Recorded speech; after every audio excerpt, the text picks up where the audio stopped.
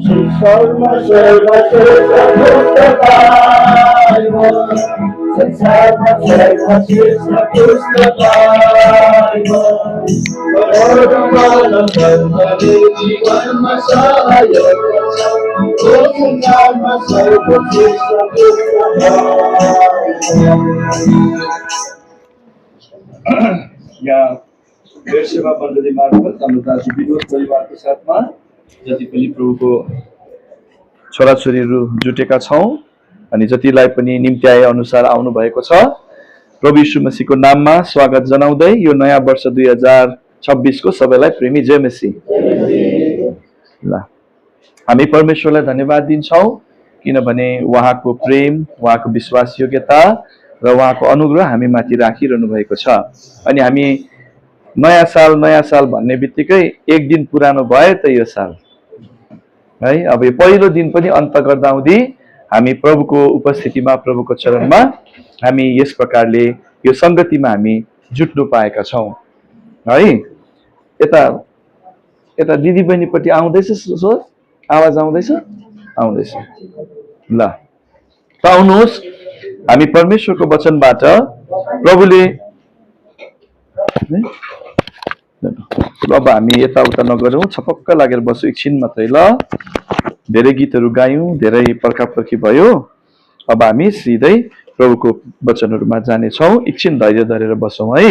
त हामीलाई परमेश्वरले यो वर्ष प्रतिज्ञाहरू दिनुभएको छ ती प्रतिज्ञाहरू पढिकन चाहिँ प्रभुले हाम्रो निम्ति के विचार राख्नु भएको छ अनि त्यस प्रतिज्ञाहरूको तपाईं नि मेरो जीवनमा के उद्देश्य छ किन दिनुहुन्छ अनि हामीलाई किन प्रतिज्ञा चाहिन्छ अनि परमेश्वरले गर्नुहुने प्रतिज्ञा किन चाहिँ तपाईं हाम्रो निम्ति अति नै मुख्य हो भन्ने कुरालाई हामी हेर्नेवाला छौँ। आउनुहोस् यो वर्ष प्रभुले हामीलाई सारा विश्वभरिको मण्डलीहरूलाई दिनुभएको प्रतिज्ञाको तीनैवटा खण्डलाई पढ्नेछौँ। पहिलो खण्ड चाहिँ रहेछ भजन 147 को 3 पद Psalm 147 and verse 3। आउनुहोस् हामी सबैजना मिलेर पढौँ भजन 147 अनि यसको 3 पद 147 and verse 3 आउनुभयो ल हामी सबै मिलेर पढ्नेछौँ। He bindeth the broken in heart, healeth the broken in heart, bindeth up their wounds। परमप्रभु नेपालीमा पढिदिनुस् त। उहाँले टुटेका हृदय भएकाहरूलाई निको पार्नुहुन्छ र उनीहरूका चोटहरूमा मलमपट्टी बान्नुहुन्छ। ल यो किचनको आवाजले अलिकति डिस्ट्र्याक्ट गर्दैछ अलिकति बिस्तारै गर्ने कोसिस गर्नुस् है। हुनु त यस्तै छ व्यस्त हाम्रो अब यो केही छैन तर पनि कोसिस गरिदिनुस् है ल थ्यांक यू। ल पहिलो पत्रुस 5 अध्यायको 7 पद रहेछ हामीलाई दिनुभएको यो दोस्रो खण्ड। पहिलो पत्रुस 5 अध्यायको 7 पद चाहिँ हामीलाई दिनुभएको दोस्रो खण्ड रहेछ। यो प्रतिज्ञालाई पनि हामी सबै मिलेर पढ्नेछौँ। 1 Peter 5 and verse 7 ल पायौं र हामी पढ्छौँ। Casting all your care upon him for he careth for you। नेपालीमा पढिदिनुस्। आफ्ना सारा फिक्री उहाँमाथि राखिदेऊ किनकि उहाँले तिमीहरूको फिक्री गर्नुहुन्छ। कस्तो सुन्दर प्रतिज्ञा है। फिक्रीले भरिएको संसारमा हाम्रो निम्ति फिक्री गरिदिने हुनुहुन्छ भन्नुहुँदैछ प्रभुले है। अनि अन्तिम चाहिँ तेस्रो हाम्रो प्रतिज्ञा प्रभुले दिनुभएको छ प्रमिस हामीलाई दिनुभएको छ यशाया 41 अध्यायको 13 पदबाट आइजाया 41 and verse 13 यशाया 41 को 13 पढौं। For I the Lord thy God will hold thy right hand saying unto thee fear not I will help thee। पढिदिनुस् त नेपालीमा। किनकि म परमप्रभु तिम्रा परमेश्वर तिमीलाई यसो भन्दै तिम्रो दाहिने हात समात्नेछु नडराऊ म तिमीलाई सहायता गर्नेछु। तिम्रो दाहिने हात समातेर म तिम्रो परमप्रभु परमेश्वरलाई के भन्छु नडराऊ किनकि म तिमीलाई सहायता गर्नेछु भन्नुहुँदैछ। अनि अब अरू प्रतिज्ञाहरू पनि स्थानीय मण्डली बेर्सेबालाई पनि अवश्य पनि यो वर्षको लागि दिनु भएको छ। के दिनु भएको छ दाजु? पाएको छैन, भन्नु भएको छैन। ल केही छैन, राखिदिनु भएको छ, पाइहाल्छौँ हामी, आइतबारसम्म आउँछ होला तपाईँहरूकोमा है। अनि अब हामीले व्यक्तिगत प्रतिज्ञाहरू पनि प्रभुले हामी जति प्रभु यीशु मसीहलाई पाएकाहरू छौँ हामीले पाएका छौँ है। अब हामी प्रभुलाई सहायता मागिकन यी प्रतिज्ञाहरूमा हाम्रो निम्ति राखिदिएको विचारलाई हामी थोरै मनन गर्नेवाला छौँ। ल प्रार्थना गर्छौँ। प्रेमी पिता, प्रभु यीशु मसीहको अति नै पवित्र र अमूल्य र जीवित नाममा हामी तपाईँको उपस्थितिमा आएका छौँ। हामी तपाईँलाई धन्यवाद दिन्छौँ तपाईँको प्रेमको निम्ति, जसद्वारा हामी जस्तो दुष्ट घृणित पापीहरू, कहिले परमेश्वरलाई चाहना नगर्नेहरू, पापले हामीलाई प्रभु आत्मामा मरेको अवस्थामा, अन्धकारमा र मृत्यु त्यो नरकप्रति हामीलाई, त्यो विनाशप्रति हामीलाई लगिसकेको थियो। परमेश्वरदेखि रहित अवस्थामा हामी थियौँ, तर तपाईँको आफ्नै प्रिय पुत्र प्रभु यीशु मसीह हाम्रो मुक्तिदाता र प्रभु बनिकन आउनुभयो र तपाईँको क्रुसको मृत्युद्वारा र मृत्युलाई जितिकन तपाईँले बौरी उठिकन सधैँभरिको लागि जीवित हुनुभएको कारणले गर्दा हामीले मुक्ति पायौँ। र प्रभु आज हामीलाई आफ्नो महान विश्वास योग्यतामा तपाईँले हामीलाई पुरानो वर्षलाई विदा गरेर नयाँ वर्षमा प्रवेश गराउनु भयो। प्रभु यद्यपि सबै कुरा पुरानो हुँदै नष्ट हुँदै जाँदैछ, तर तपाईँमा पाएको उद्धारद्वारा यो जो तपाईँको काम हाम्रो जीवनमा भएको छ, यो काम मात्रै, तपाईँको काम मात्रै नयाँ छ अनि यसले मात्रै हामीलाई नयाँ बनाउँदै लान्छ। यसकारण प्रभु हामी तपाईँलाई धन्यवाद दिन्छौँ। यो संगति तपाईँले हामीलाई तपाईँको रगतद्वारा किन्नु भएको मण्डलीको अङ्ग हामीलाई त्यही रगतको मुक्ति दिएर बनाउनु भयो र बेर्सेबा तपाईँले यो परमेश्वर वुडी भन्ने बेङ्गलोरको यति व्यस्तताले भरेको सहरमा तपाईँको मण्डलीलाई खडा गरेर तपाईँले आफ्नो सेवकहरू, प्राचीनहरू र पवित्रजनहरू मण्डलीमा थपिकन तपाईँले यस प्रकारले एउटा जिउँदो मण्डली प्रभु यीशु ख्रीष्टको बलिदानमाथि बसालिएको, प्रेरित 2:42 माथि बसालिएको मण्डली बनाइराख्नु भयो र आज यो पहिलो दिनलाई पुरा गर्दा हुँदी अन्ततिर फेरि पनि यसरी यहाँले इच्छा गर्नुभयो, चाहना गर्नुभयो। यस कारणले गर्दा हाम्रो दाजु यसरी विनोद परिवारको साथमा हामी जुटेर यो संगति गर्न पायौँ, धन्यवाद दिन्छौँ। धेरै स्तुतिहरू गाएर हाम्रो हृदयहरूलाई उभार्नु भएको छ। अब तपाईँको पवित्र वचन पढेका छौँ। पिता, तपाईँले हामीलाई राखिदिनु भएको आशिष तपाईँ प्रभुले हामी हरेकको अवस्था र आवश्यकता अनुसार दिनुहोस्। तपाईँले हाम्रो जीवनमा त्यो नयाँ काम गर्छु भन्नुभएको छ, त्यो नयाँपनको कामलाई हामी अनुभव र जो हामीले गरेको पश्चाताप र हाम्रो समर्पण र परमेश्वर पिता हाम्रो निर्णयलाई तपाईँ प्रभुले प्रतिज्ञाहरूबाट आफ्नो उद्देश्यहरूलाई प्रकट गरेर हाम्रो यो जिउँदो अनुभव र आशिष हाम्रो जीवनको बनाइदिनुहोस् हामी प्रार्थना गर्दछौँ। प्रभु, म कुनै पनि रीतिले तपाईँको वचनलाई लिकन तपाईँको लोगहरूको सामु उभिने योग्यको छैन। मेरो योग्यता प्रभु यीशु मसीह हुनुहुन्छ। यसकारण प्रभु नम्रतापूर्वक मेरो सबै अधर्महरूलाई मेरो विवेकमा, मेरो विचारमा, मेरो बोलीमा, मेरो व्यवहारमा प्रभु तपाईँलाई दुखी तुल्याएको सबै प्रकारको अधर्महरूलाई मानिलिन्छु। तपाईँको रगतमा पवित्र पारिकन शुद्ध बनाइकन तपाईँको आत्माको अभिषेक र अगुवाईमा राखेर हे पिता तपाईँले यो सेवालाई पुरा गर्नलाई अनुग्रह गरिदिनुहोस् भनी प्रार्थना छ। थोरै समयको मननमा तपाईँबाटको आशिषको चाहना राख्छौँ। हामीलाई हाम्रो बीचमा प्रभु यीशु मसीह उचालिनुहोस् ताकि हामी सबै तपाईँतिर खिचिएका मान्छेलाई हर प्रकारले लुकाउनुहोस् र तपाईँ आफै नै प्रकट भएर महिमित हुनुहोस् भनी प्रार्थना चढाउँछौँ। र तपाईँले स्वर्गमा राख्नुभएको अनन्तको इच्छा र योजनालाई हामी हरेकको जीवनमा प्रभु यो सेवाद्वारा पुरा तपाईँले गरिदिनुहोस्। हामी हरेक अवस्था र आवश्यकतालाई तपाईँले मात्रै जान्नुहुन्छ र तपाईँले मात्रै पुरा गर्न सक्नुहुन्छ। प्रभु, तपाईँको आत्माको काम हरेकको जीवनमा गरिदिनुहोस् भनी प्रार्थना छ। यो सेवालाई तपाईँको हातमा सुपुत गरिदिँदै धन्यवाद सहितको बिन्तीलाई प्रभु र मुक्तिदाता ख्रीष्ट यीशुको अमूल्य नाममा चढाउँछु। पिता, सुनेर ग्रहण गर्नुहोस्। आमेन। त यहाँनिर हामीले 3वटा प्रतिज्ञाहरू पढेका छौँ। तर परमेश्वरले गर्नुभएको प्रतिज्ञा चाहिँ किन हामीलाई आवश्यकता छ? किन भन्दा चाहिँ बाइबलका परमेश्वर चाहिँ सत्य परमेश्वर, जीवित परमेश्वर, सारा सृष्टिलाई सृष्टि गर्नुहुने परमेश्वर हुनुहुन्छ अनि यो बाइबल चाहिँ उहाँ परमेश्वरको वचन हो। अनि परमेश्वरलाई चिन्नुको लागि मान्छेले एउटै मात्रै तरिका छ परमेश्वरसँगको परिचय पाउनु, त्यो चाहिँ उहाँको वचनद्वारा हो। अनि बाइबलमा लेखिएको छ कि परमेश्वरले चाहिँ 2वटा कुरा चाहिँ गर्न सक्नुहुन्न।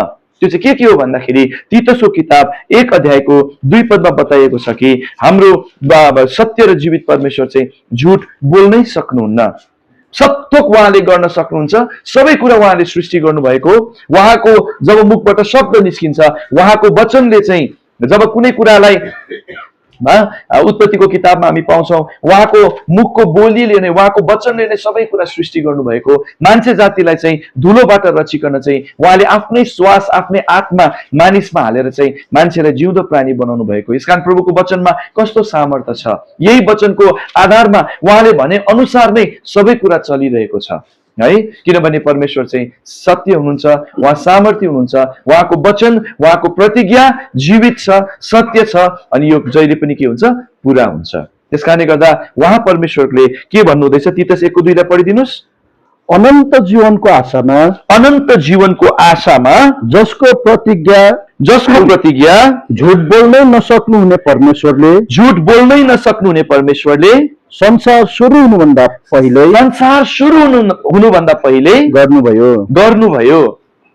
हामीले के पढ्यौं, संसार सुरु हुनुभन्दा पहिल्यै परमेश्वरले प्रतिज्ञा गर्नुभएछ, एउटा वचन दिनुभएछ। त्यो चाहिँ के को रहेछ, अनन्त जीवनको आशाको।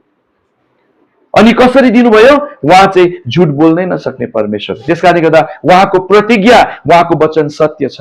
यो संसार सृष्टि हुनुभन्दा अगाडि नै सृष्टिकर्ता परमेश्वरले एउटा प्रतिज्ञा गर्नुभएको छ, एउटा प्रमिस गर्नुभएको रहेछ। के को प्रमिस गर्नुभएको छ, अनन्त जीवनको। किन, परमेश्वर अनन्त हुनुहुन्छ, उहाँ अमर हुनुहुन्छ अनि उहाँले सृष्टि गर्नुभएको मान्छे पनि के हो, त्यही प्रकारले कहिले नमर्ने अमर परमेश्वरले बनाउनु भएको हो। तर यो अनन्त जीवन चाहिँ केमा परिवर्तन भएर गयो, एउटा आशामा सरेर गयो। किन, पहिलो मानिस जसलाई परमेश्वरले सृष्टि गर्नुभएको धुलोबाट रच्नु भएको थियो, आदम अनि हवा, उनीहरूलाई एउटा शरीरको आकार दिनुभयो, आफ्नै आत्मा दिनुभयो अनि परमेश्वरकै रूप र समानतामा बनाउनु भएको थियो। उहाँ जस्तै कहिले नमर्ने एउटा अमर जीवन लिएर, यो शरीर कहिले पनि पुरानो नहुने, कहिले पनि बिमार नहुने, कहिले पनि चौरी नपर्ने, परमेश्वरको अमरत्व, परमेश्वरको महिमाले भरिएको यो शरीर सृष्टि गर्नुभएको थियो। तर परमेश्वरले गर्नुभएको आज्ञा, सारा सृष्टि मानिसको लागि सृष्टि गर्नुभएको केवल एउटै मात्रै आज्ञा दिनुभएको थियो, बीचको बगैँचाको। परमेश्वरले अदनको बगैँचा बनाइकन त्यो बगैँचामा मान्छेलाई राख्नुभयो।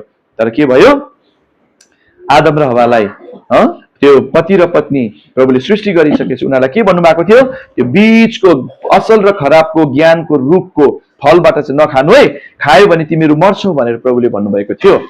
अनि जस्तो शैतानको चालाकी र धोका र झुटलाई विश्वास गरेकोले गर्दा आदम र हव्वाले परमेश्वरको आज्ञालाई उल्लङ्घन गरे अनि त्यही दिन उनीहरू के गरे, मर्ने भए। अनि यो अमर शरीर, नमर्ने शरीर, नष्ट नहुने शरीर, पुरानो नहुने शरीर त्यही दिनदेखि के हुनु सुरु गर्यो, पुरानो हुनु सुरु गर्यो, विनाशपट्टि जान सुरु गर्यो। अनि सारा सृष्टि नै मान्छेको पापले गर्दा, श्रापित भएको कारणले गर्दा सबै ओइलिँदै जाने भयो, सबै मुर्झाउँदै जाने भएर गयो।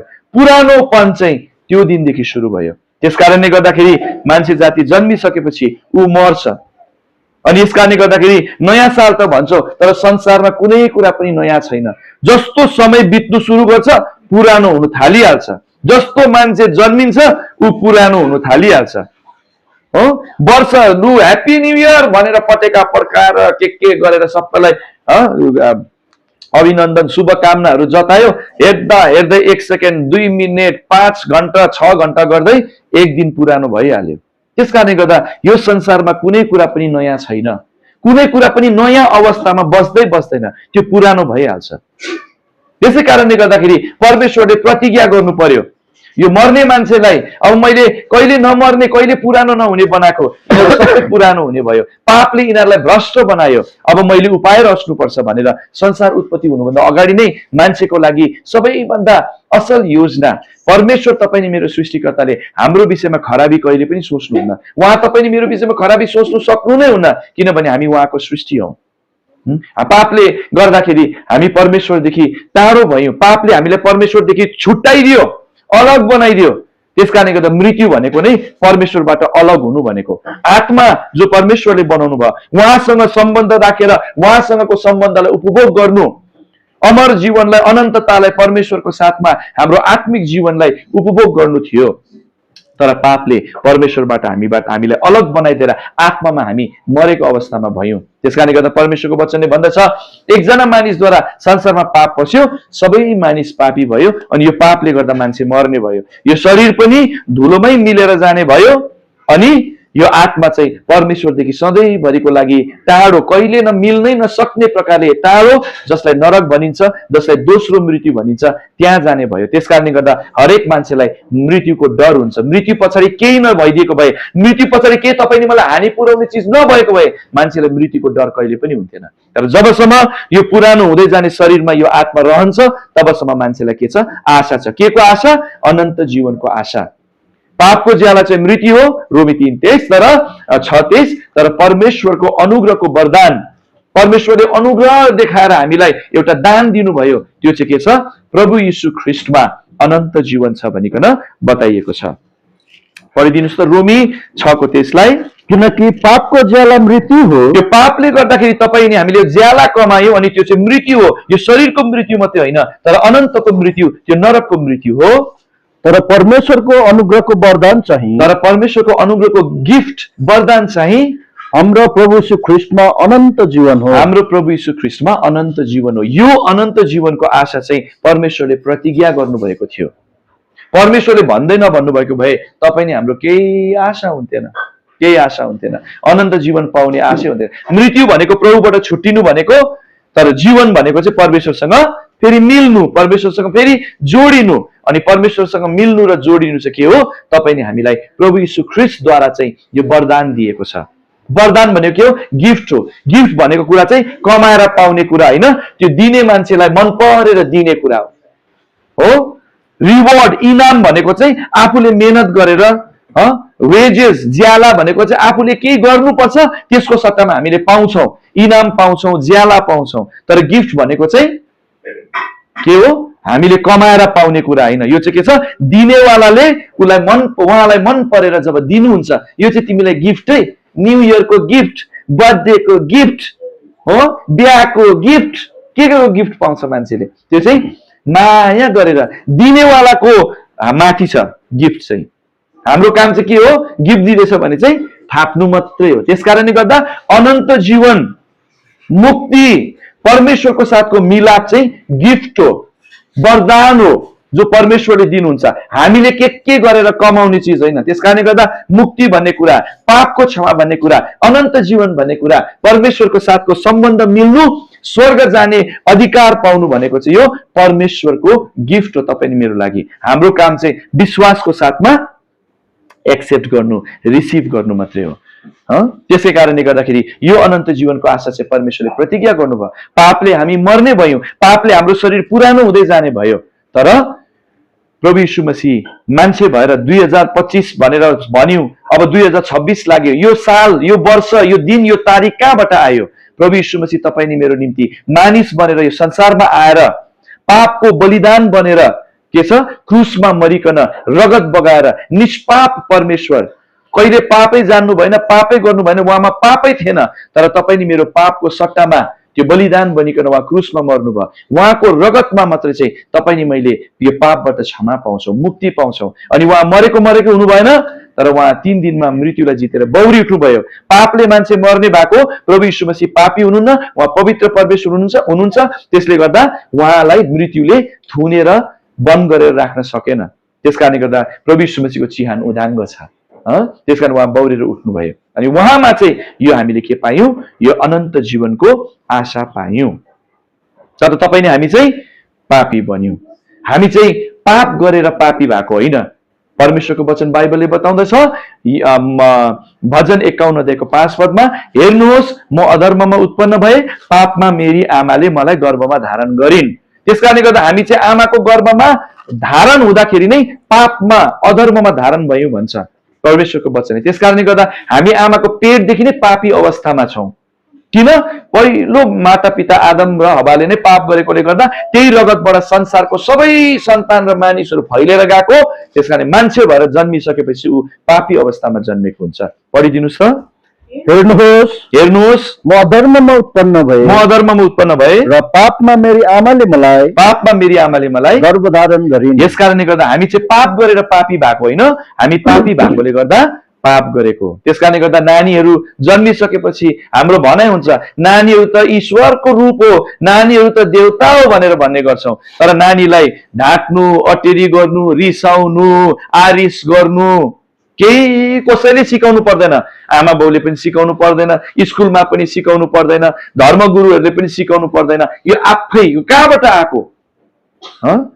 नानी के भएको हुँदैन, नानी बोल्नु सिकेको हुँदैन, तर उसलाई भोक लाग्यो, उसको आमाले उसले आमा भनेर पनि चिन्नु थालेको छैन, तर अलिकति दुध ढिलो दिनु के अरे उसलाई भोक लागेपछि उसलाई दुध चुसाउनु ढिलो गर्यो भने ऊ रिसाएर च्या गरेर रुन्छ, दाँत पनि पलाएको हुँदैन, रिस उठेर आमाको दुध टोक्छ भनेर आमाहरूले भन्ने गर्छन्, रिसाउनु सिकिहाल्यो। उसको आमाको काखमा अर्काको नानी राखिदियो भने ऊ हिँड्नु सिकेको हुँदैन, बामे सरेर कोतार्नु पुग्छ, के गरेको अरे आरिस गरेको अरे, ऊ नानी हिँड्नु सिकेको छैन, आरिस गर्नु सिकिहाल्यो।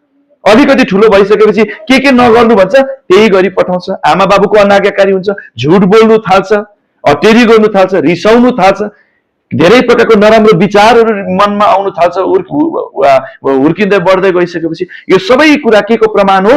यो पापको प्रमाण हो। तपाईले हामी चाहिँ पापी भएको कारणले गर्दा यो सबै पापको स्वभाव आएको। त्यसकारणले गर्दा हामी पापी हुनुको लागि के गरेनौं? पापमा जन्मियौं, त्यसले गर्दा हामी सबै पापी भयौं। त्यसले गर्दा धर्मी हुनुको लागि पनि तपाईले मैले केही गर्नु पर्दैन, हामी के गर्नु परेको छ? मान्छेको सन्तान भएर जन्मेको कारणले गर्दा हामी सब पापी भयौं।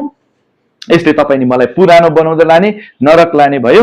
तर प्रभु येशू मसीहमा हामी जन्मियौं भने, आत्माको जन्म फेरि हाम्रो जीवनमा हामीले गर्यौं भने चाहिँ तब के हुनेवाला छ? हामी त्यो अनन्त जीवन पाउनेवाला छौं। त्यसकारणले गर्दा प्रभुको वचन दोस्रो कोरिन्थी 5:17 भन्छ, यदि कोही ख्रीष्ट यीशुमा छ भने ऊ चाहिँ एउटा नयाँ सृष्टि हो, पुरानो कुरा सबै बितेर जान्छ, हेर सबै नयाँ भएको छ भनेर भन्नुहुन्छ। पढिदिनुस् त। यसै कारण कोही ख्रीष्टमा छ भने, कोही ख्रीष्ट यीशुमा छ भने चाहिँ ऊ एउटा नयाँ सृष्टि हो, एउटा नयाँ सृष्टि हो। पुराना कुराहरू बिति गएका छन्, पुरानो कुरा सब बितेर जान्छ, हेर सबै कुराहरू नयाँ भएका छन्, सबै कुरा नयाँ भएका छन्। तर प्रभु यीशु ख्रीष्टमा मात्रै यो कुरा छ। किनभने प्रभु यीशु मसीह मात्रै के हुनुहुन्छ? हामीलाई पापबाट मुक्ति दिने मुक्तिदाता हुनुहुन्छ। अरू सबै पापीलाई दण्ड दिनुलाई आए, अरू सबैजना मुक्तिको खोजीमा आए, तर म चाहिँ मुक्ति दिन्छु भनेर कसैले पनि ग्यारेन्टी दिएन। किन? मान्छेले दिने सक्ने कुरा नै होइन यो। परमेश्वर मानिसको अवतार भएर आउनुभयो, अनि पाप रहित उहाँ जन्मिनु भयो, उहाँ कन्याबाट जन्मिनु भयो। कन्या त कहिले गर्भवती हुन सक्दैन, तर परमेश्वर सामर्थ्य हुनुहुन्छ। उहाँले उहाँको वचन बोलिसकेपछि नभएको कुरा पनि भएझै गरेर सबै कुरा सृष्टि गर्ने प्रभुलाई कन्याको गर्भबाट जन्मिनु ठुलो कुरा होइन। उहाँले किन यो कन्याबाट जन्मिनु रोज्नु भयो? किनभने मान्छेको सम्भोगद्वारा जन्मिँदाखेरि त मान्छे पापी जन्मिन्छ। परमेश्वरमा त पाप छँदै छैन, उहाँ त धर्मी हुनुहुन्छ, उहाँ पवित्र हुनुहुन्छ। त्यसकारणले गर्दा कन्याबाट जन्मिनु भयो। उहाँको जन्म पनि पवित्रतामा, उहाँको जीवन पनि पवित्रतामा। त्यसकारणले गर्दा उहाँ मरिदिनु भएको उहाँको पापले होइन, तपाईँ नि मेरो पापको दण्डलाई भोगेर, त्यो पापले गर्दा तपाईँ नि माथि म माथि आएको परमेश्वरको श्राप, तपाईँ नि म माथि आएको परमेश्वरको न्याय, तपाईँ नि म माथि आएको अनन्तको नरकको मृत्युको दण्ड, यो सबैबाट छुटकारा दिनुको लागि प्रभु यीशु मसीह प्रायश्चित हुनुभयो। तपाईँ नि मेरो काम उहाँको रगतमा आफ्नो पापलाई के गरिदिनु? मानिलिनु मात्रै हो। जस्तो हामी पापको क्षमा प्रभु यीशु मसीहलाई माग्छौं, उहाँ चाहिँ मर्कुस 2:10 अनुसार पाप क्षमा गर्ने अधिकार प्रभु यीशु मसीहमा मात्रै छ। त्यसकारणले गर्दा तपाईले हाम्रो पाप चाहिँ परमेश्वरको विरोधमा गरेको, जसलाई मन दुखाउँछौं, जसको विरोधमा नराम्रो गरेको छौं, उहाँलाई गएर माफ मागे भने मात्रै मनमा शान्ति हुन्छ है, अरूलाई गएर माग्दा हुँदैन। त्यसकारणले गर्दा पढिदिनुस् मर्कुस 2:10। तर मानिसका पुत्रलाई पृथ्वीमा पापहरू क्षमा गर्ने अधिकार छ भन्ने कुरा हजुर तिमीहरूले जान भनेर हजुर उहाँले पक्ष त्यति नै है। मानिसको पुत्र किन भनेको? प्रभु यीशु मसीहलाई किन मानिसको पुत्र भनेको? किनभने उहाँ चाहिँ मान्छे भएर आउनु भएको कारणले गर्दा। के को लागि आउनु भएको? मानिसको पापलाई क्षमा गर्नुको लागि। त्यसकारणले गर्दा हाम्रो काम चाहिँ के हो? माग्नु मात्रै हो। उहाँ दिनुको लागि रेडी हुनुहुन्छ है। यो चाहिँ के हो? परमेश्वरको दान हो।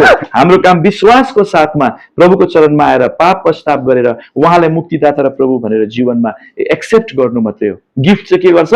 एक्सेप्ट गर्नु। दान चाहिँ के गर्छ? ग्रहण गर्नु हो। त्यसकारणले गर्दा प्रभु यीशुलाई ग्रहण गर्नु भएको अनन्त जीवन प्राप्त गर्नु हो। यो सबैभन्दा पहिलो प्रतिज्ञा। यो प्रतिज्ञाले मात्रै हरेकको जीवनमा परमेश्वरले हामीलाई नयाँ बनाउनुहुन्छ। आत्मा नयाँ हुन्छ, एउटा नयाँ सृष्टि हुन्छ, अनि त्यसको बादमा हामी अझै नयाँ हुँदै जान्छौँ। तर यो शरीर चाहिँ के छ?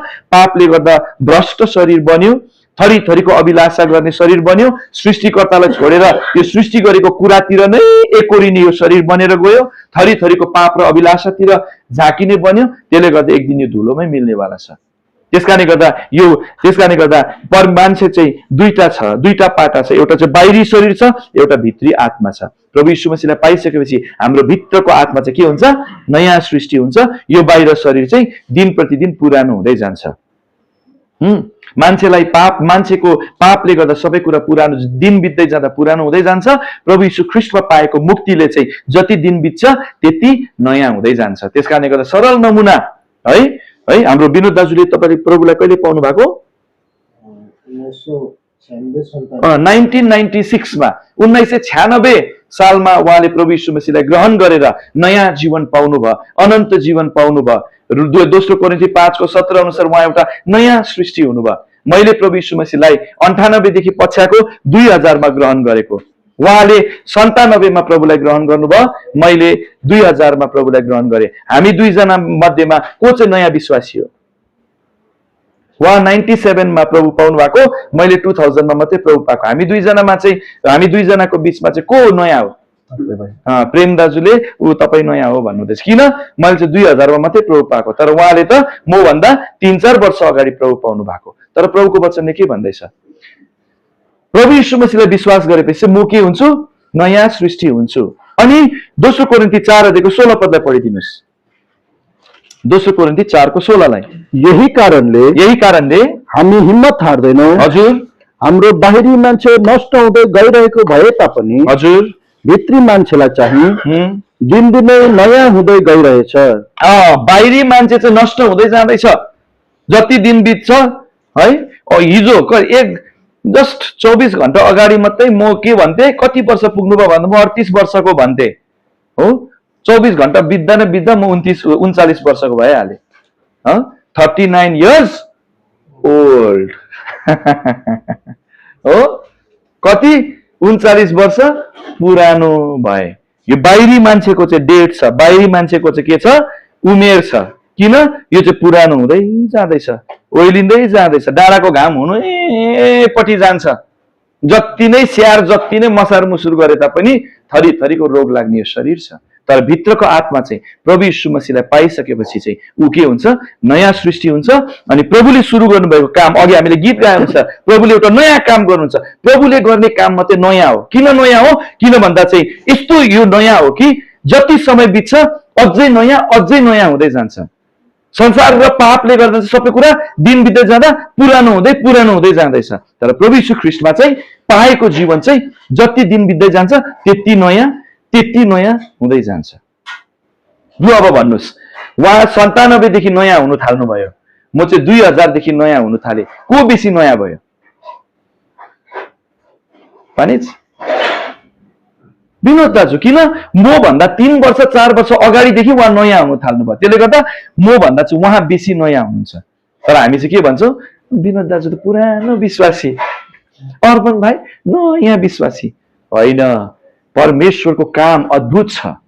त्यसकारणले गर्दा यो नयाँ वर्षमा त प्रवेश गर्यौं, तर सबै पुरानो हुँदै जाँदैछ। तपाईँ नि मलाई त्यो नयाँपन चाहिन्छ। जति दिन बित्छ त्यति नयाँ हुँदै जानु मन परेको छ भने चाहिँ प्रभु यीशु मसीहमा आउनै पर्छ। अनि जतिले प्रभु यीशु मसीह पाइसकेका छौं, हामीलाई नयाँ बनाइसक्नु भएको छ। समय बित्दै जाँदा भित्रको मान्छे, तपाईँ नि हाम्रो आत्मिक जीवन चाहिँ, तपाईँ नि हाम्रो आत्मिक मान्छे चाहिँ नयाँ हुँदै जान्छ भन्नुभएको छ। त्यो चाहिँ तपाईँ नि मेरो अनुभव हुनुपर्छ। अनि हाम्रो जीवनमा त्यो नयाँपनको काम चाहिँ बढ्दै जानु, अझै नयाँ हुँदै जानुको लागि चाहिँ के दिनु भएको छ? जुन प्रतिज्ञाले तपाईँ नि मलाई नयाँ सृष्टि बनायो, त्यही प्रतिज्ञाद्वारा नै तपाईँ नि म नयाँ हुँदै जान सक्छौं। त्यसकारणले गर्दा परमेश्वरले दिनुभएको यो प्रतिज्ञाहरूको मेन उद्देश्य के हो? तपाईँ नि मलाई नयाँ बनाउनु जो सुरु गर्नुभएको छ त्यो कामलाई अगाडि बढाएर जानु। हामीलाई घरिघरि फेरि त्यो पुरानोमै फेरि ओइलाउँदै लाने शरीरका कुरा, संसारका कुराहरू धेरै छन्। तर यो आत्मालाई, भित्रको मान्छे चाहिँ एभ्री डे, हरेक दिन नयाँ हुँदै जानुको लागि चाहिँ परमेश्वरले प्रतिज्ञा दिनुभएको छ। त्यसकारणले गर्दा दोस्रो पत्रुस 1:4 चाहिँ प्रभुले हामीलाई दिनुभएको सबै बाइबलका प्रतिज्ञाहरू कस्ता प्रतिज्ञाहरू हुन्? पढिदिनुहोस् त दोस्रो पत्रुस 1:4 जसद्वारा हामीलाई, प्रभु यीशु ख्रीष्टद्वारा हामीलाई अत्यन्तै ठुलो र बहुमूल्य प्रतिज्ञाहरू दिएका छन्।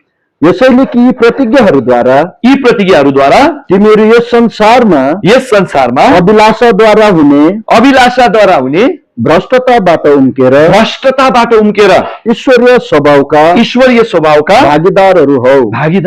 हेर्नुहोस् त, यो प्रतिज्ञाहरू त प्रभु यीशु मसीहद्वारा तपाईँ हामीले पाएको छौँ। यो प्रतिज्ञा कस्तो प्रतिज्ञा रहेछ? अत्यन्तै ठुलो, अत्यन्तै बढी अनि अमूल्य, बहुमूल्य, यसको मोलै तोक्नु नसक्ने यति प्रेसियस यस्तो प्रतिज्ञा हो। त्यसले गर्दा हामीले प्रभुले दिनुभएको प्रतिज्ञालाई हल्का ठान्नु हुँदैन, हेलचेक्राइ गर्नु हुँदैन, यसलाई बेवास्ता गर्नु हुँदैन। हाम्रो सबैभन्दा ठुलो धन हो यो। संसारको कुरा जति नै मसारे पनि एक दिन के छ?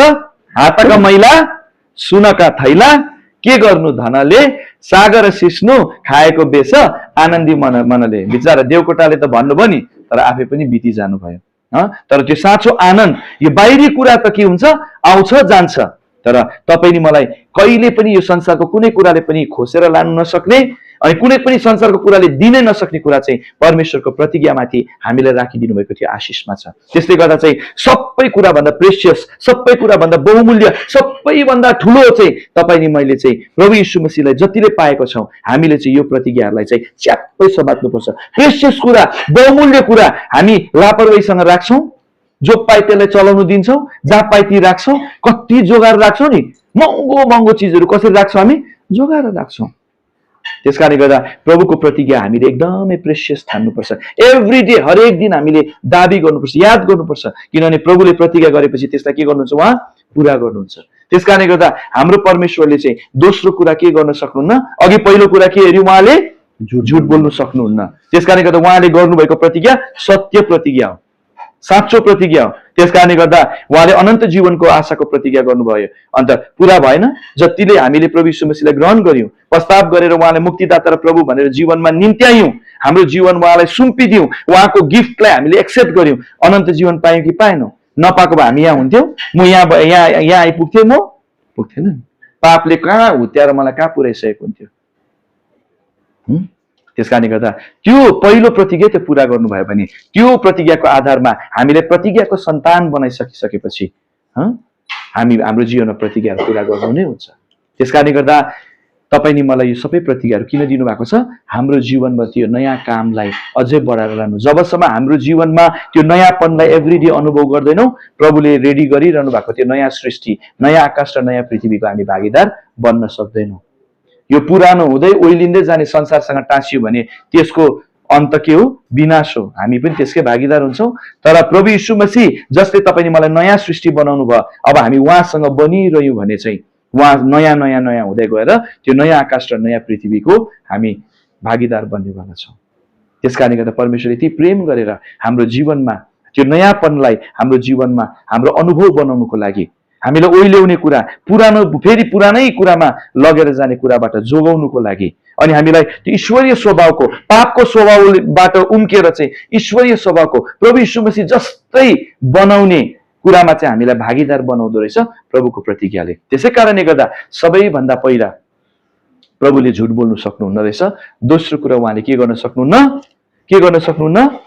दोस्रो तिमोथी 2 अध्यायको 13 पदलाई पढिदिनु। 2 तिमोथी 2:13, दोस्रो तिमोथी 2:13।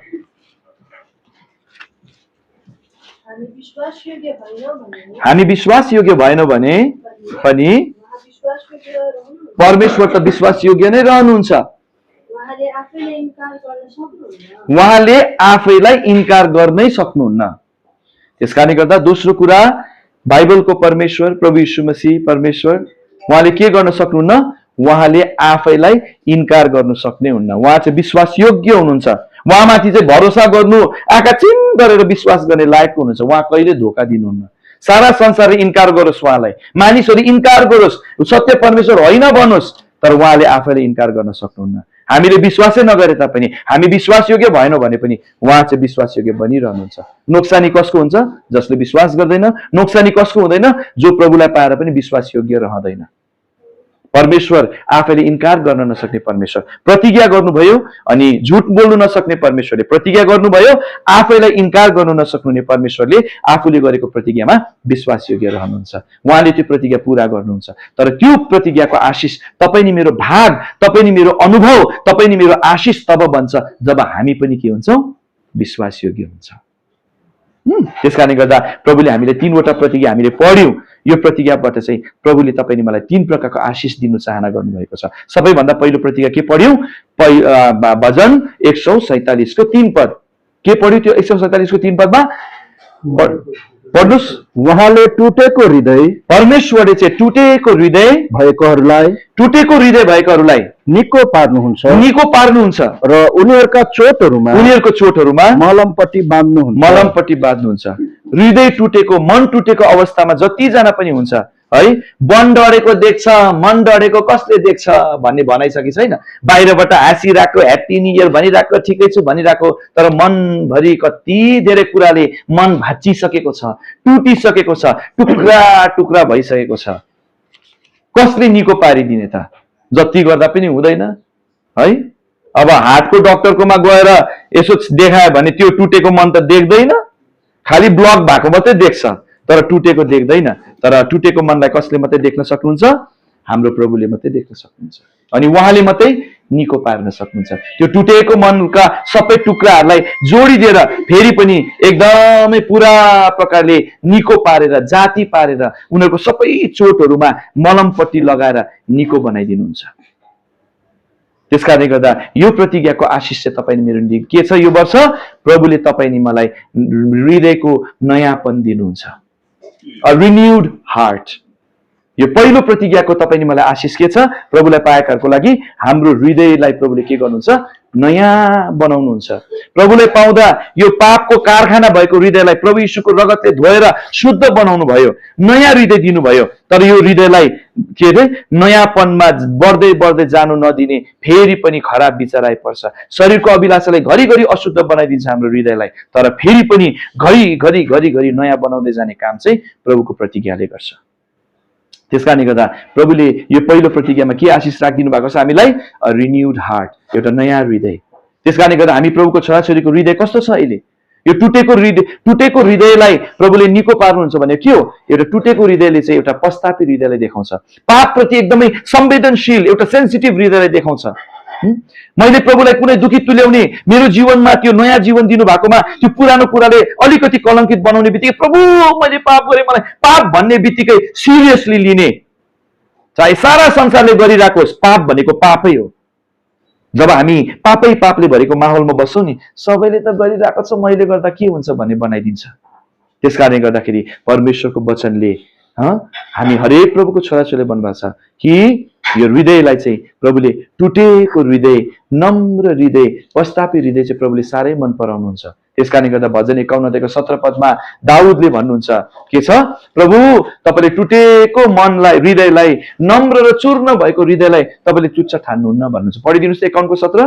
टुटेको आत्मा नै हजुर परमेश्वरका बलिदानहरू हुन्। हजुर हे परमेश्वर, हजुर तपाईँ टुटेको र पश्चातापले चूर्ण हृदयलाई तुच्छ ठान्नुहुन्न। प्रभुले चाहिँ पश्चातापले टुटेको चूर्ण भएको हृदयलाई तुच्छ ठान्नुहुन्न। त्यसकारणले गर्दा यो संसारमा बाँचुन्जेल हामीलाई त यो पापले भरिएको संसारमा प्रभुले राख्नु भएको छ। त्यसकारण हाम्रो हृदयलाई जोगाइराख्नुको लागि चाहिँ जहिले हामी के हुनुपर्छ? हृदय चाहिँ जहिले टुटेको अवस्थामा हुनुपर्छ। परमेश्वरको वचन भन्ने बित्तिकै थरथर काम्ने हृदय हुनुपर्छ। यसाया 61 अध्यायमा हामी पाउँछौँ के छ? हाम्रो प्रभुको वचन भन्ने बित्तिकै थरथर काम्ने हृदय, एकदम प्रभुको डर मान्ने हृदय हुनुपर्छ। पढिदिनुहोस् त यसाया 66 को 1 कि 61 को 1, 66 को 2 पद पढिदिनुहोस्। उनी अन्य जातिहरूले 66 को 2, 66 को 2, यसाया 66 को 2। हजुर 62। अनि अन्य जातिहरूले तेरो धार्मिकता र सबै राजाहरूले 66 किनकि ती सबै कुराहरू मेरै हातले बनाएका हुन्। परमेश्वरले भन्नुहुँदैछ सारा संसारको यति ठुला ठुला महान महान कुराहरू, सबै कुराहरू प्रभुले बनाएका, प्रभुको हातले बनाउनु भएको। अनि ती सबै कुराहरू रहेका छन्। परमप्रभु भन्नुहुन्छ, परमप्रभुले भन्नुहुँदैछ, तर म त्यस मानिसलाई त्यसैलाई हेर्नेछु जो दीन र चूर्ण आत्माको छ र मेरो वचन सुनेर थरथर काम्छ। यत्रो सारा स्वर्ग र पृथ्वीको मालिक प्रभुको चाहिँ ध्यान चाहिँ सृष्टिको कुरामा छैन रहेछ, तर हरेक मान्छे प्रति रहेछ जसको हृदय चाहिँ के छ? चूर्ण र नम्र छ। अनि प्रभुको वचन भनिसकेपछि एकदम थरथर काम्छ। एकदमै नराम्रो प्रकारले डरले तर्सिने डरले होइन, तर प्रभुप्रतिको भय, प्रभुप्रतिको भक्ति, प्रभुप्रतिको आदर, प्रभुप्रतिको प्रेमले गर्दाखेरि त्यो प्रभुको वचन भनेपछि एकदम सिरियसली लिन्छ। है प्रभुको वचनले यो नो भनेको छ, मलाई जति मन परे तापनि, तिमीले जति भने तापनि म चाहिँ हुँदैन भनेर आफैलाई के गरिहाल्ने, सजग राखिहाल्ने। किन? मेरो हृदयलाई जोगाइराख्नु परेको छ। तर हामी आफै जोगाउन सक्दैनौँ, प्रभुलाई दिनुपर्छ। कसरी? टुटेको र चुर्नु। उहाँले के गर्नुहुन्छ? हिल गर्नुहुन्छ। त्यस कारणले गर्दा यो हृदयको नयाँपन चाहिँ तपाईँ नि मेरो आशिष र अनुभव के छ? यो प्रतिज्ञामा प्रभुले राखिदिनु भएको छ। प्रभुले टुटेको हृदयलाई के गर्नुहुन्छ? निको पार्नुहुन्छ। अनि उसको चोटहरूमा, घाउहरूमा, यो चोट या घाउ भनेको के हो? उसको शोक भनेको, उसको के छ? ग्रीफ भनेको, सुस्केरा भनेको। जब तपाईँ मेरो हृदयमा कुनै पापले राज्य गरी पठाउँछ, हामी खुसी बस्नु सक्दैनौँ, हामी एकदम चैनसँग बस्नु सक्दैनौँ, शोकित हुन्छ। त परमेश्वरको गडली स्वर हो। दोस्रो कोरिन्थी 5:7-10 भन्छ, हामी ईश्वरीय शोकले शोकित भयौँ भने चाहिँ त्यसले हामीमा पश्चातापी बनाएर यसले हामीलाई मुक्ति र परमेश्वरको क्षमाले फेरि हामीलाई मलमपट्टि गरेर फेरि हामीले निको पारिदिनुहुन्छ। तर संसारिक शोकले शोकित भयो भने चाहिँ त्यसले तपाईँले मलाई मृत्युतिर लिएर जान्छ भनेको छ। दोस्रो कोरिन्थी 7:10। किनकि ईश्वरीय रीति अनुसारको, किनकि ईश्वरीय रीति भनेको परमेश्वरको तरिका अनुसार शोकले शोकित भयो भने मुक्ति पाउनको निम्ति, मुक्ति पाउनुको लागि पश्चाताप गर्नु नपर्ने किसिमको, पश्चाताप गर्नु नपर्ने किसिमको पश्चाताप उत्पन्न गराउँछ। पछि गएर बेकारमा यो यीशुलाई पाएछु, बेकारमा पश्चाताप गरेछु भनेर चाहिँ पछितो गर्नु नपर्ने खालके तर संसारिक शोकले गराउँछ। तर संसारिक शोकले चाहिँ मृत्यु उत्पन्न गर्छ। मृत्यु उत्पन्न गर्छ। त्यसकारणले गर्दा प्रभु यीशु मसीहलाई पाऊँ या नपाऊँ, केही नराम्रो हुँदा, केही नराम्रो गर्दा हामीले दुःख लाग्छ। तर शोक र त्यो दुःखले, त्यो दोषले, त्यो गिल्टले मान्छेलाई कहाँतिर लान्छ? मृत्युतिर लान्छ। त्यसकारण मान्छेले के गर्छ? सुइसाइड गर्छ, मर्छ, मार्छ, अनेक किसिमको दुष्ट काम, आफ्नो जीवनलाई हानि पुर्याउने कुराहरू गर्छ। तर जब ईश्वरीय शोकले शोकित हुन्छ, छ्या म त कस्तो घिनलाग्दो, तर यो शोक चाहिँ परमेश्वरको तरिका अनुसार हो भने चाहिँ प्रभु के गरेर रेडी हुनुहुन्छ? तपाईँको यो पापले गर्दा, त्यो हारले गर्दा, त्यो एकदमै के कुराले गर्दा तपाईँको हृदय विचलित भएको छ, त्यो कुरालाई प्रभुले के गरिदिनुहुन्छ? हिल गरिदिनुहुन्छ, निको पारिदिनु, क्षमा गरिदिनुहुन्छ। त्यसलाई मलमपट्टि बाँधेर, त्यो चोटहरूलाई मलमपट्टि बाँधेर निको पारिदिनुहुन्छ। त्यसलाई चाहिँ मुक्ति भन्छ। पछितो गर्नु पर्दैन। मैले प्रभु यीशुलाई पाएको 25 वर्षभन्दा बेसी बितेर गएँ, आजको दिनसम्म पछितो गर्नु परेको छैन। तर जिन्दगीमा प्रभु यीशु मसीहलाई छोडेर अरू जुन कुराको पछि लागे, 1-2 दिन मलाई राम्रो लाग्यो, ठिकै लाग्यो, तर पछि गएर मैले पछितो गर्नु पर्यो, के दिनमा गरेछु भनेर। तर प्रभु यीशु मसीहलाई यो संसारलाई छोड्नुभन्दा अगाडि हामीले प्रभु यीशु मसीहलाई नरोजेर अरू सबै कुरा रोज्यो भने चाहिँ अनन्तको पछितो हुनेवाला छ, अनन्तको मृत्यु हुनेवाला छ। त्यसको बादमा चाहिँ फेरि ठिकठाक पार्ने हामीलाई मौका छैन। यो संसारमा जीवित रहँदै हामीलाई मौका छ। यो नयाँ वर्षमा त प्रवेश गर्यौँ, तर तपाईँले हामी भित्रबाट नयाँ भएका छैनौँ भने, तपाईँले प्रभु यीशु मसीहमा आउनुभयो भने तपाईँ भित्रैबाट नयाँ हुन सक्नुहुन्छ। अनि नयाँ हुँदै जाने तपाईँको पनि भाग यो आशिष बन्नेवाला छ। अनि हामी प्रभु पाएकाहरूले यो हृदयको नयाँपनलाई हामीले अनुभव गर्दै जानुको लागि प्रभुले यो प्रतिज्ञा दिनुभएको छ। त्यसकारणले गर्दा आफैलाई जहिले पनि पाप भनिसकेपछि आफैलाई नम्र बनाइहाल्ने, आफैलाई जोगाइहाल्ने, प्रभुको वचन भनिसकेपछि आफै एकदम सजग भनिहाल्ने, जुन कुरा प्रभुको वचनले दिँदैन त्यो कुराबाट आफैलाई अलग राख्ने, तब मात्रै त्यसले हाम्रो हृदयलाई नयाँ राखिबस्छ। त्यसकारणले गर्दा यो आशिष तपाईँ नि मेरो अनुभव बन्न सक्छ। दोस्रो प्रतिज्ञा, अब यसमा धेरै कुराहरू छ, हामी अब तपाईँहरूले प्रार्थना गर्दै यसमाथि मनन गर्दै अध्ययन गर्दै जानुहोस्। यसमा धेरै आशिषहरू प्रभुले दिनुहुन्छ। दोस्रो कुरा हामीले हेऱ्यौँ, पहिलो पत्रुस 5:7 तिमीहरूको सारा फिक्री परमप्रभुमाथि राख, किनभने उहाँले तिम्रो के गर्नुहुन्छ? फिक्री गर्नुहुन्छ। पढ्नुहोस् त। र आफ्नो सारा फिक्री हजुर उहाँमाथि राखिदेऊ, किनकि उहाँले तिमीहरूको फिक्री गर्नुहुन्छ। र भनेको छ। त्यसकारणले गर्दा यो 7 पद चाहिँ के को भाग हो? 6 पदको भाग हो। हामीले यो 7 पद बुझ्नुको लागि 6 पद पढ्नुपर्छ। पढ्नु त 6 पद। यसकारण परमेश्वरको सामर्थी हात मुनि हजुर आफूलाई नम्र तुल्याऊ, र ठिक समयमा उहाँले तिमीहरूलाई उच्च पार्नुहुनेछ। अब 7, र आफ्ना सारा फिक्री उहाँमाथि राखिदेऊ, किनकि उहाँले तिमीहरूको फिक्री गर्नुहुन्छ। हामीलाई हाम्रो फिक्रीले, चिन्ताले कस्तो बेसी बोझ भएको, के भारी बोकेको जस्तो बाहिरबाट हेर्दा चाहिँ खुल्लै हिँडिरहेको छ, केही बोकेको छैन। तर यो तपाईँ नि मेरो मनमा, तपाईँ मेरो दिमागमा, तपाईँ नि मेरो माइन्डमा यति धेरै चिन्ताहरू, यति धेरै फिक्रीहरू, यति धेरै स्ट्रेसहरू हाम्रो हृदयभरि हाम्रो मनभरि बोकिरहेका हुन्छौँ अनि त्यो हामीलाई बोक्नु नसक्ने गरी त्यसले हामीलाई थिचेर तल पुर्याइरहेको हुन्छ। प्रभुलाई त पायौँ नि, तर प्रभुको शान्ति, प्रभुको आनन्द, प्रभुको वचनप्रतिको आनन्द, प्रभुको घरप्रतिको आनन्द, एउटा प्रभुले भने अनुसारको एउटा चोखो जीवन जिउनु नसकिरहेको अवस्थामा त्यो फिक्री चिन्ताहरूले दबाएर राखिरहेको हुन्छ। तर प्रभुले के भन्नुहुँदैछ? आफैलाई परमेश्वरको सामर्थ्य हातमुनि नम्र तुल्याऊ अनि ठिक समयमा प्रभुले तिमीलाई उठाउनुहुन्छ। कसरी चाहिँ नम्र तुल्याउनु आफैलाई? आफ्नो सारा फिक्री उहाँमाथि राखेर भनेको नि त। त्यस कारणले गर्दा आफै फिक्री बोकेर हिँड्नु चाहिँ के रहेछ? घमण्डी हुनु रहेछ। आफ्नो फिक्री आफै बोकेर हिँडेर चाहिँ आफै शान्ति पाएको भएर पनि अशान्ति भएर हिँडिरह्यो भने चाहिँ के हुन्छ? त्यो चाहिँ घमण्डी हो। प्रभु यो फिक्री छ, यो म आफै ख्याल गर्छु, मेरो फिक्री म आफै याद गर्छु भनेर चाहिँ प्रभुलाई बोक्नु नदिएको चाहिँ के हो? एउटा घमण्डको चिन्ह हो। चिन्ता किन हुँदैन? फिक्री किन हुँदैन? प्रभुले हुन्छ भनेरै भन्नुहुँदैछ तिम्रो फिक्री म माथि राख न भन्नुहोस्। यो राख्नु भनेको, यो कास्टिङ भन्ने जो शब्द छ, राख भन्ने जो शब्द छ, यो चाहिँ यसै टक्क राखिदिनु होइन। अघि हामी आउँदाखेरि हामीलाई एउटा ट्रेमा ल्याएर चिया पानी टक्क राखे जस्तो होइन। यो चाहिँ बोक्नै नसक्ने भारी, एउटा कुनै हामीले या त कुनै कुल्लीले एकदमै उसलाई आफैलाई पनि थाम्नु नसक्ने भारी बोकेको छ भने उसले त्यो भारी राख्दा कसरी राख्छ? बिस्तारै राख्छ, वात्त फ्याक्छ कि फ्याँक्दैन, कहिले निकालु भनेर उसले थाम्नु सकेको छैन। एकदमै गरुङ भारी वात्त फ्याँक्छ नि, त्यसलाई के भन्छ? कास्ट गर्नु भनेको थियो। के गर्नु? फ्याँकिदिनु, प्रभुलाई रोल आउट गरिदिनु, रोल गरिदिनु प्रभुको अगाडि भनेको थियो चाहिँ। त्यस कारणले गर्दा तपाईँ नि मेरो आजको दिनमा हाम्रो मनको चिन्ताहरूले, मनको फिक्रीहरूले कति धेरै हाम्रो मनलाई के बनाइदिएको छ? पुरानो थोत्रे वेयर आउट हुने बनाइदिइरहेको छ। तर यो प्रतिज्ञाद्वारा अब अस्ति जतिजना पनि स्पेशल मिटिङमा आउनुभयो, हामीले योबाट धेरै आशिषहरू पाइसकेको छौँ। यो नम्रता भनेको कस्तो नम्र हो? यो मनको नम्रता हो।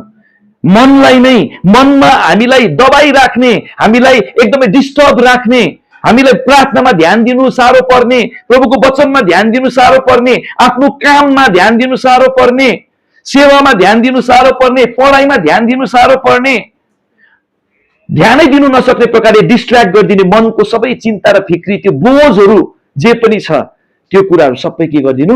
प्रभुमा राखिदिनु। अनि यो प्रतिज्ञाद्वारा प्रभुले के आशिष तपाईँले मलाई दिनुहुँदैछ? हाम्रो मनको नयाँपन, renewal of mind, renewed mind, एउटा के छ? नयाँ मन, नयाँ हुँदै जाने मन प्रभुले यो प्रतिज्ञाद्वारा तपाईँले मलाई दिन चाहनु भएको छ। हामीले पत्रुसको जीवनबाट हेर्यौँ नि, कस्तो कस्तो फिक्रीकोले भरिएको उसको जीवन थियो, उहाँको जीवन थियो। तर प्रभु यीशु मसीहले उहाँको कति धेरै फिक्री गर्नुभयो, कति बेसी उहाँलाई केयर गर्नुभयो। उहाँको जीवनमा प्रभुले केयर गर्दाखेरि उहाँले साँच्चै नै अनुभव गर्नु, मैले बोकेर फाइदा छैन रहेछ, मेरो सबै फिक्री प्रभुलाई दिए। जब प्रभुलाई आफ्नो फिक्रीहरू दिनुभयो, प्रभु यीशु मसीहले कति धेरै उहाँको फिक्रीलाई बोकेर उहाँलाई सम्हालिदिनु भयो। त्यस कारणले गर्दा पत्रुसले सबै परदेशी विश्वासीहरूलाई के भन्नुहुँदैछ? तिमीहरूको सारा फिक्री प्रभुमा राख है, किनभने उहाँले तिम्रो फिक्री गर्नुहुन्छ। उहाँले जस्तो तपाईँले मेरो फिक्रीहरू कसैले पनि गर्नु सक्दैन।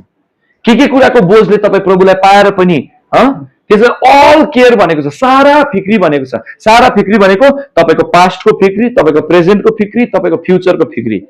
नयाँ वर्षमा त प्रवेश गर्नुभयो नि, तर 2025 सालको कति कुराको फिक्रीको बोझ अहिले पनि बोकेर आइरहनु भएको छ तपाईँ। नयाँ साल त लाग्यो नि, तर के छ? त्यो चिन्ताको पोका सबै मनमा त्यतिकै छ।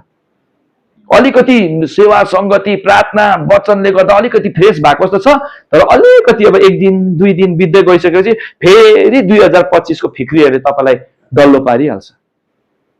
अनि वर्तमानको फिक्री, प्रेजेन्ट, पहिलाको त भयो, अहिलेकै पनि फिक्रीले तपाईँले मलाई दबाउनु थाल्छ। फेरि भविष्यको अब के गर्नुपर्ने, के हुने हो, भविष्यको फिक्रीले हामीलाई वर्तमानमा पनि जिउनु नसक्ने बनाइसकेको छ। अहिले जस्तो मेन्टल हेल्थ इस्यु कुन जमानामा, कुन युगमा भएको थियो होला र? सबै कुरोको सुविधा, सबै कुरोको ज्ञान बढेर गयो, तर मान्छेको मेन्टल हेल्थ पुरै डाउन भएर गएको छ। यति बेसी एङ्जाइटी, यति बेसी डिप्रेसन, यति बेसी सुइसाइड किन भएको? यो मन सबै प्रकारको यस्ता कुराहरूले के भएको? भरिएकोले गर्दा। तर परमेश्वरले प्रतिज्ञा गर्नुहुँदैछ, तिमी आफै नराख तिम्रो मनमा, तिम्रो मनलाई नम्र बनाऊ, मेरो चरणमा तिम्रो सबै कुरा लिएर आऊ, म तिमीलाई के गर्छु? फिक्री गर्छु, तिम्रो फिक्री म गर्छु, अनि तिम्रो मनलाई म नयाँ नयाँ बनाउँदै जान्छु। त्यस कारणले गर्दाखेरि यो प्रभुमाथि भरोसा पर्नु। प्रभुले के गर्नु हुँदैछ, यो दोस्रो प्रतिज्ञाद्वारा हाम्रो मनलाई नयाँ बनाउँदै जानुहुन्छ। नयाँ बनाइसक्नु भएको छ। ख्रिस्टको मन राखेर जब हामी हिँड्छौँ तब दिनहुँ जति दिन बित्दै जान्छ फिक्रीहरू त छ नि, प्रभुमा राख। फेरि केयरलेस हुनु भनेको होइन नि, केयर फ्री हुनु भनेको, बुझ्छ? मैले प्रभुलाई दिएँ भनेर चाहिँ पलैटी कसेर फेरि उतार्नु बसेर बस्यो भने त कहाँ हुन्छ, हुँदैन। हामी चाहिँ परमेश्वरमाथिको विश्वास राखेर यो फिक्री छ मलाई, तर मेरो प्रभुले ख्याल गर्नुहुन्छ भन्नुभएको छ, विश्वासको साथमा हामी अघि बढ्नुपर्छ, काम गर्नुपर्छ। तब मात्रै हामीले त्यो मनको चयनलाई हामी अनुभव गर्न सक्छौँ। त्यस कारणले गर्दा दोस्रो आशिष के रहेछ? दोस्रो प्रतिज्ञामा हाम्रो रिन्युअल अफ आवर माइन्ड, हाम्रो मनको नयाँपन, हाम्रो आशिष, हाम्रो अनुभव हुनेवाला छ, जो चाहिँ अहिलेको दिनमा सबैभन्दा ठुलो कुरा हो। यो मनमा शान्ति, यो मनमा चयन पाउनुको लागि मान्छेले के गर्दैछन्? योगा गर्नुहोस्, साइकोथेरापिस्टकोमा जानुहोस्, रिहाबमा जानुहोस्, कहाँ के गर्नुहोस्, हुँदैन। किनभने बिसाउने ठाउँ काहीँ पनि छैन, प्रभु यीशु मसीह मात्रै हुनुहुन्छ। जसलाई चाहिँ तपाईँले फिक्री राखिदिनु भयो भने उहाँले मात्रै राइटली ह्यान्डल गरिदिनुहुन्छ। मान्छेलाई भन्यो भने त मान्छेले त एक दिन दुई दिनमा तपाईँले मेरो एडभान्टेज लिनु थाल्छ। तपाईँले मेरो नम्रताको, तपाईँले मेरो परिस्थितिको, तपाईँले मेरो विवशताको फाइदा लिन्छ। आफ्नैले पनि लिन्छ, अर्काले पनि लिन्छ। तर जब प्रभुलाई हाम्रो सबै कुरा बताइदिन्छौँ, उहाँले कहिले हाम्रो फाइदा उठाउनुहुन्न। इनफ्याक्ट हामीले फाइदा पाउँछौँ। यस्तो प्रेमी प्रभु। त्यस कारण हाम्रो सबै फिक्री कसलाई बुझाउनु पर्ने? परमेश्वरलाई। अनि तेस्रो प्रतिज्ञा के दिनुभएको छ? यशाया 41 अध्यायको 13 पद के भन्नुभएको छ? यशाया 41 को 13 मा, किनकि म परमप्रभु तिम्रा परमेश्वर तिमीलाई यसो भन्दै तिम्रो दाहिने हात समात्ने छु, नडराऊ, म तिमीलाई सहायता गर्नेछु। कस्तो दामी! असहाय अवस्थामा हामी हुन्छौँ, प्रभुको बाटोमा हिँड्दाखेरि इच्छा त छ नि, मन त छ नि, चाहना त छ नि, तर कसरी गर्नु सकिरहेको हुँदैनौँ। तर प्रभुले चाहिँ भन्नु मात्रै हुन्न, उहाँ चाहिँ के गरिदिन्छ? सहायताको लागि पनि रेडी हुनुहुन्छ। म तिमीलाई सहायता गर्छु ल, नडराउ ल भनेर मुखले भन्दा के भएन, विश्वासै गर्नु साह्रो पर्यो, होइन होला जस्तो भन्छ। प्रभुले हातै समातेर नडराउन भनेको, म सहायता गर्छु भन्दैछु त भन्नुभएको प्रभुले। किन? 41 को 10 मा के भन्नुभएको छ? नडराऊ, किनकि म तिम्रो परमेश्वर हो, निराश नहु, किनभने म तिम्रो साथमा छु, म तिमीलाई के गर्छु? बलियो बनाउँछु, म तिमीलाई के गर्छु? सहायता गर्छु, म मेरो धार्मिकताको दाहिने हातले तिमीलाई के गर्छु? सम्हाल्छु भन्नुहुँदैछ। उहाँको दाहिने हातले तपाईँ अनि मेरो दाहिने हात समातेर नडरा, म तिमीलाई सहायता गर्छु भन्नुहुँदैछ भने के हो? मेरो दाहिने हात छ। अब स्टेफन दाजुको देब्रे हात समात्नुको लागि त म यसो साइडमा उभिएर यसरी समात्दा भइहाल्छ, तर स्टेफन दाजुको दाहिने हात चाहिँ मेरो दाहिने हातले समात्नुको लागि म कोपट्टि फर्किनु पर्यो? स्टेफन दाजुपट्टि फर्किनु पर्यो, दाजु पनि मपट्टि फर्किनु। अनि मैले समाते, नडराउनु, म तिम्रो साथमा छु, म तिमीलाई सहायता गर्छु भनेर भन्नु भनेको। प्रभुको आँखासँग आँखा मिलाउनु। हामीले के होइन होला हौ भनेर यताउता असहाय अवस्थामा कहाँतिर सहायता खोज्दै हिँडिरहेको हुन्छौँ, तर प्रभुले यता फर्किन भनेको उहाँको दाहिने हातले तपाईले मेरो दाहिने हात समातेर उहाँपट्टि फर्काएर नडरा भन्दैछु त म अन्त, म तेरो साथमा छु, म छु त तँलाई सहायता गर्ने। जुन परमेश्वरले आफ्नो पुत्रलाई बाँकी राख्नु भने तपाईले मलाई नरकबाट बचाउनुको लागि, के उहाँले हामीलाई यो संसारको यो परदेशी जीवनमा हामीलाई सहायता गर्न सक्नुहुन्न? के उहाँको हात हामीलाई सहायता गर्नु नसक्ने प्रकारले लुलो भएको छ? छैन। जुन हात क्रुसमा किल्लामा काटी ठोकिए त्यो हातले तपाईले मेरो जिन्दगीको सबै असहाय अवस्थालाई हामीलाई सहायता गर्न सक्नुको निम्ति सामर्थ्य छ। त्यसकारण उहाँले कसरी सहायता गर्छु भन्नुहुँदैछ? म सामर्थ्य दिएर, म बल दिएर तिमीलाई सहायता गर्छु भन्नुहुँदैछ। त्यसकारणले गर्दा यो 41 अध्याय सुरु गर्दाखेरि भन्नुहुन्छ, हे परमेश्वरको प्रजाहरू हो, हे मेरो प्रजाहरू हो, तिमीहरूको बललाई के गर? नयाँ बनाऊ, रिन्यू योर स्ट्रेन्थ भन्नुहुँदैछ। त्यसकारणले गर्दा यो 41 को 13 पदमा प्रभुले गर्नुभएको प्रतिज्ञा चाहिँ के को आशिष रहेछ? यसमा तपाईले मेरो बललाई नयाँ बनाउँदै लानुहुन्छ।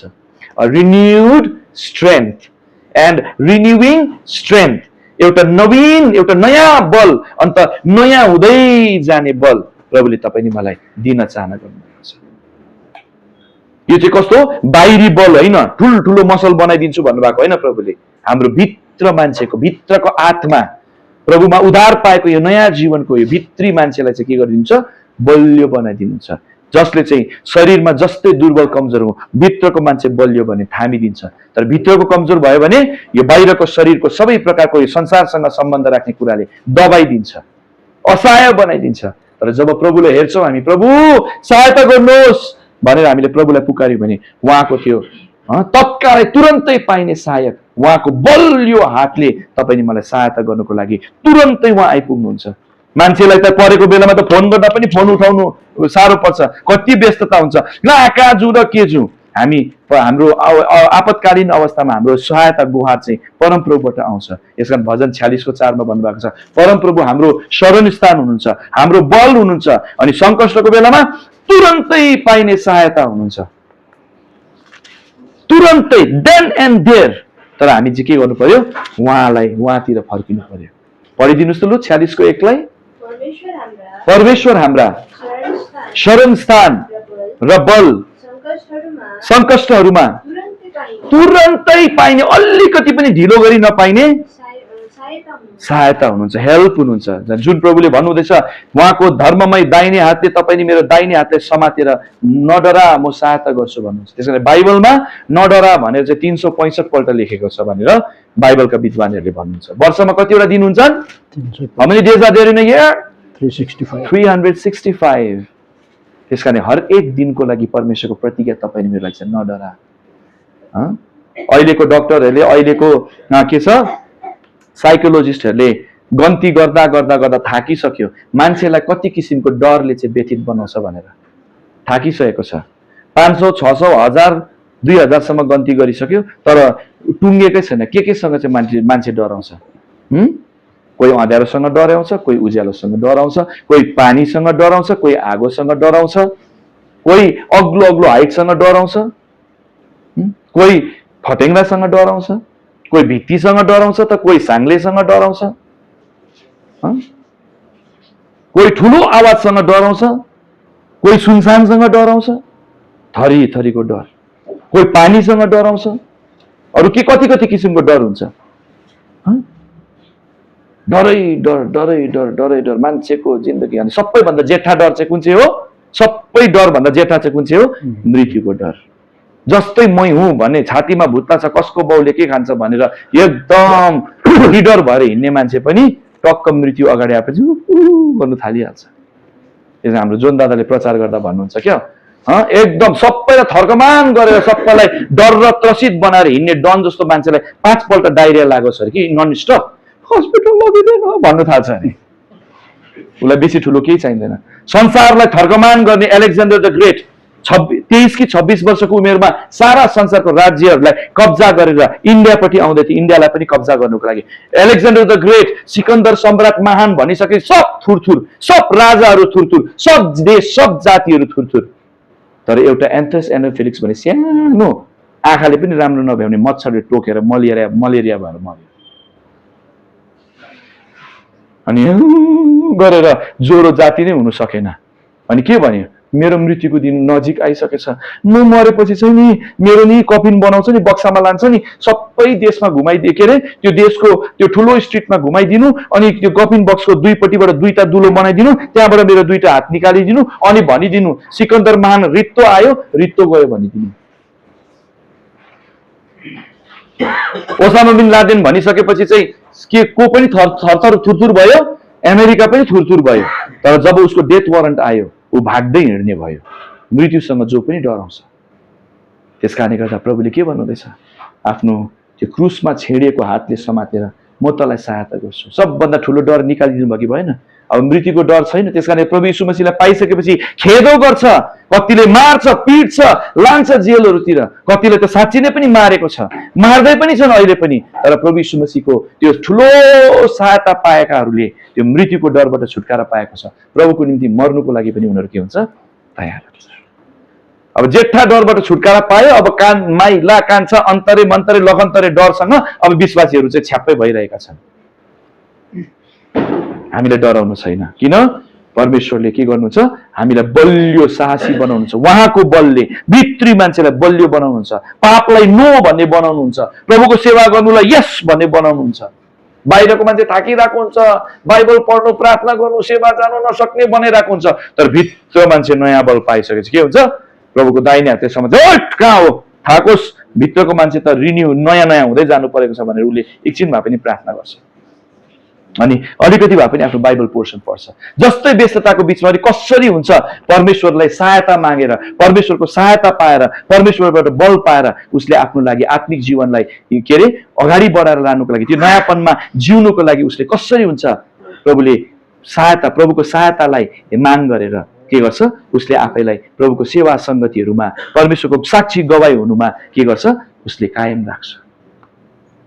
एकजना प्रभुको दास हुनुहुन्छ शेरसिंहबाट, उहाँको नाम, हाम्रो ग्याङटोक बेरेकाको। एक दिन चाहिँ नि साह्रै सेवा सङ्गति भिजिटहरू गरेर चाहिँ एकदमै थाकेर लक्षप्रै भएर 1-2 बजी आइपुग्नु भएछ रातिको घर। तर उहाँ चाहिँ जहिले पनि के छ, राति सुत्नुभन्दा अगाडि प्रार्थना गरेर बाइबल पढेरै सुत्ने, जस्तै थाकेको भए तापनि। तर त्यो दिन चाहिँ सबैभन्दा बेसी थाक्नु भएछ कि प्रभु आज त साह्रो पर्यो, सक्दिनँ। फेरि वृद्ध पनि हुनुहुन्छ, डायबिटिज पनि लागेको, अलिकति हार्ट पनि कमजोर छ।